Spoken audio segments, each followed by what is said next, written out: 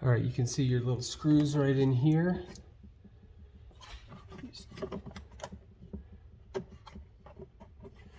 Take and put your nut on there.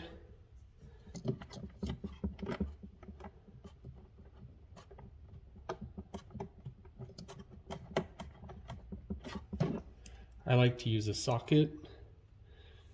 You just put your socket right on there. Tighten down the other side with your drill.